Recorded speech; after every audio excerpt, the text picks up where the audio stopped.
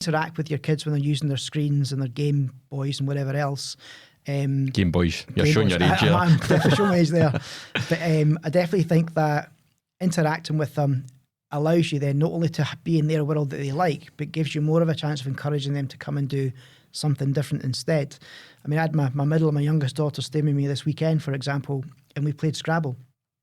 Old-fashioned, get the tiles out and play Scrabble.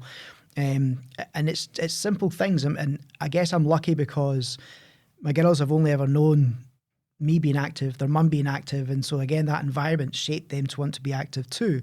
So they do gymnastics and taekwondo and CrossFit and cheerleading and football and all these wonderful things because they want to, not because we've had to force them to. And I think that's the difference. If they see you behaving that way, there's more chance they'll want to follow suit. Yeah, the responsibility always lies with the parents. 100%. Always, not schools, not other governments, not it's your responsibility. Yeah, I mean, the governments and the schools can encourage parents to get them better educated and to support their decisions. But at the end of the day, it comes down to the parent making the right decision at the right time for the right reason. And what's your thoughts? So I've got a teenager, he loves to sit on his Xbox, but also that's how they socialise now.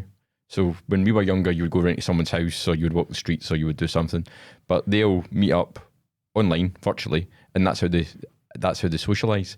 I guess that's better than sitting looking at an iPad on your own, that you're interacting with someone. I have kind of two opinions on this. I think it is good that they have that social connectivity. I'm not sure I would call it interacting though. Mm-hmm. I think to really interact on a human level, you need to be in that human space with somebody. Like we're having this nice interview across a table, which is great, as opposed to through a screen, for example. And so everything like the little nuances of our body language and so on we're picking up on because we see what each other's doing. We're sitting with very open postures and so on. We're fully clothed from foot to toe and back up to head again, whereas the Zoom days and these things, that it's just waist up. So it's very hard to read somebody's full body language and therefore hard to interact with them in that capacity. So I think it's great that these things are available for example, for people to connect with family, friends who are long distance away. Great technological advance for that. But I think in terms of the kids' social interacting with each other, again, it's a combination that's required. Yes, the Xboxes and so on, because that's the medium that they operate now. But also to still arrange play dates and get-togethers and stuff like this, because it's that human touch, it's that human connectivity that we mustn't ever lose sight of in terms of the value of that and the importance of it. That sense of belonging, that sense of wanting to be part of something is a very basic human need. So we should never rule that out and never ever forget about it. I guess the overall message that's coming through is it's about a whole child approach, isn't it? It's about every aspect of their life. And you're not saying don't eat sugary sweets, don't use your iPad, don't do this, don't sit and try and be the perfect person. I guess it's about balance.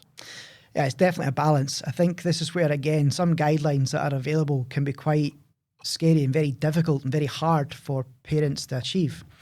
When you start putting numbers on things like, 60 minutes of moderate, vigorous physical activity every day, that's an hour. And a parent sits and says, I don't have an hour every day to make my kid physically active. So I do think, like you suggested, we need to make it much more about the whole of the child and every aspect that brings, and knowing that each aspect interacts with another.